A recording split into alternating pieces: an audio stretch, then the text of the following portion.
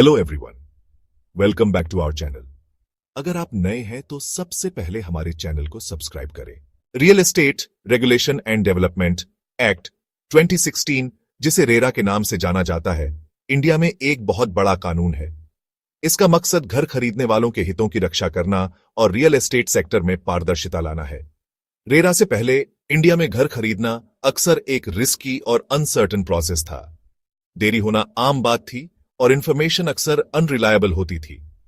RERA को इन challenges से निपटने के लिए बनाया गया था, जिससे रियल एस्टेट सेक्टर में रेगुलेशन और अकाउंटेबिलिटी आई।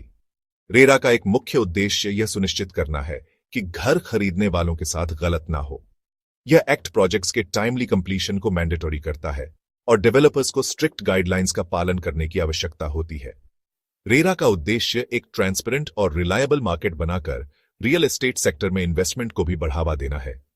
इससे इन्वेस्टर कॉन्फिडेंस बढ़ता है। एक रेगुलेटेड एनवायरनमेंट डोमेस्टिक और फॉरेन इन्वेस्टमेंट दोनों के लिए सेक्टर को और अट्रैक्टिव बनाता है। रेरा का implementation Indian real estate industry में सुधार की दिशा में एक महत्वपूर्ण कदम है, जो अकाउंटेबिलिटी और ट्रांसपेरेंसी का नया दौर ला रहा है। यह एक्ट सेक्टर की चेंजिंग डायनामिक्स के साथ ढलता रहता है। यह घर खरीदने वालों के हितों की रक्षा और रियल एस्टेट इंडस्ट्री में सस्टेनेबल ग्रोथ को बढ़ावा देने के लिए एक क्रूशल इंस्ट्रूमेंट बना हुआ है। Real estate regulation and development act 2016 एक कॉम्प्रिहेंसिव कानून है। इसमें 10 चैप्टर्स और 92 सेक्शंस हैं, जो रियल एस्टेट सेक्टर के विभिन्न पहलुओं को कवर करते हैं। यह एक्ट हर स्टेट और यूनियन टेरिटरी में एक रियल एस्टेट रेगुलेटरी अथॉरिटी या रेरा की स्थापना को मैंडेटरी करता है।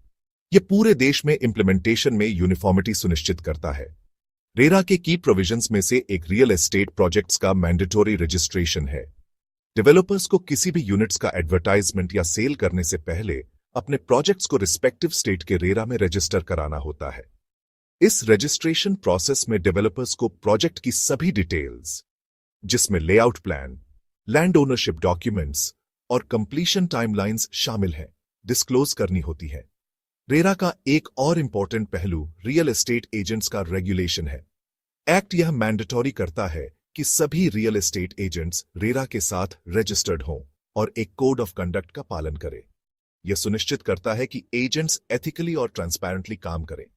उन्हें बायर्स के लिए रजिस्ट्रेशन प्रोसेस को आसान बनाने और सभी जरूरी इंफॉर्मेशन प्रोवाइड करने की भी जरूरत होती है। रेरा एस्क्रो अकाउंट का कंसेप्ट भी इंट्रोड्यूस करता है। डेवलपर्स को बायर्स से कलेक्टेड फंड्स का 70% इस अकाउंट में डिपॉजिट करना होता है। यह पैसा केवल रजिस्टर्ड प्रोजेक्ट के कंस्ट्रक्शन के लिए ही यूज किया जा सकता है। यह प्रोविजन सुनिश्चित करता है कि फंड्स दूसरे कामों के लिए डाइवर्ट ना हो, जिससे घर खरीदने वालों के हितों की रक्षा होती है। रेरा के तहत रजिस्ट्रेशन प्रोसेस ट्रांसपेरेंट और स्ट्रेट फॉरवर्ड है। डेवलपर्स को सभी रेलेवेंट प्रोजेक्ट डिटेल्स और डॉक्यूमेंट्स रेरा वेबसाइट पर सबमिट करने होते हैं। इसमें promoter, project layout, land status और प्रपोज्ड कंप्लीशन डेट के बारे में इंफॉर्मेशन शामिल है। एप्लीकेशन सबमिट होने के बाद रेरा अथॉरिटीज डॉक्यूमेंट्स की जांच करते हैं और प्रोवाइडेड इंफॉर्मेशन को वेरीफाई करने के लिए साइट विजिट्स भी कर सकते हैं। रियल एस्टेट एजेंट्स को भी रेरा के साथ रजिस्टर करने की जरूरत है। उन्हें अपनी डिटेल्स प्रोवाइड करनी होंगी, जिसमें उनका प्रोफेशनल एक्सपीरियंस और ट्रैक रिकॉर्ड शामिल है। एजेंट्स के लिए रजिस्ट्रेशन प्रोसेस में एक एप्लीकेशन फॉर्म, साथ ही जरूरी डॉक्यूमेंट्स जैसे आइडेंटिटी प्रूफ, एड्रेस प्रूफ और पीएन कार्ड डिटेल्स सबमिट करना शामिल है। रेरा में नॉन कंप्लायंस के लिए स्ट्रिक्ट पेनल्टीज हैं। जो डेवलपर्स अपने प्रोजेक्ट्स रजिस्टर नहीं कराते हैं या एक्ट के प्रोविजंस का उल्लंघन करते हैं, उन्हें काफी फाइनेंशियल पेनल्टीज का सामना करना पड़ सकता है, जो प्रोजेक्ट कॉस्ट के 10% तक हो सकती है। कुछ केसेस में नॉन कंप्लायंस के लिए डेवलपर्स पर इम्प्रिजनमेंट भी इंपोज्ड की जा सकती है। इसी तरह अनरजिस्टर्ड रियल एस्टेट एजेंट्स या मिसकंडक्ट के दोषी पाए जाने वालों पर जुर्माना लगाया जा सकता है। उन्हें अपने रजिस्ट्रेशन के सस्पेंशन या कैंसिलेशन का भी सामना करना पड़ सकता है। ये stringent penalties real estate sector में किसी भी मैल प्रैक्टिस के खिलाफ डिटरेंट का काम करते हैं, यह सुनिश्चित करते हुए कि सभी स्टेक होल्डर्स एक्ट में बताए गए रेगुलेशंस का पालन करें। रेरा लागू होने का इंडियन रियल एस्टेट सेक्टर पर ट्रांसफॉर्मेटिव इंपैक्ट पड़ा है। इस एक्ट ने बहुत जरूरी ट्रांसपेरेंसी और अकाउंटेबिलिटी लाई है, जिससे घर खरीदने वालों का कॉन्फिडेंस काफी बढ़ा है। अब उनके पास डिस्प्यूट्स के मामले में ज्यादा रिलायबल इंफॉर्मेशन और लीगल रिकोर्स है। रेरा के सबसे सिग्निफिकेंट इंपैक्ट्स में से एक प्रोजेक्ट डिलेज में कमी है। टाइमली कंप्लीशन पर एक्ट के एम्फेसिस और एस्क्रो अकाउंट्स के यूज ने डेवलपर्स को प्रोजेक्ट्स को समय पर पूरा करने के लिए प्रोत्साहित किया है। इससे उन घर खरीदने वालों का ट्रस्ट वापस आया है जिन्हें पहले लंबी डिलेज और अनसर्टेनिटीज का सामना करना पड़ता था।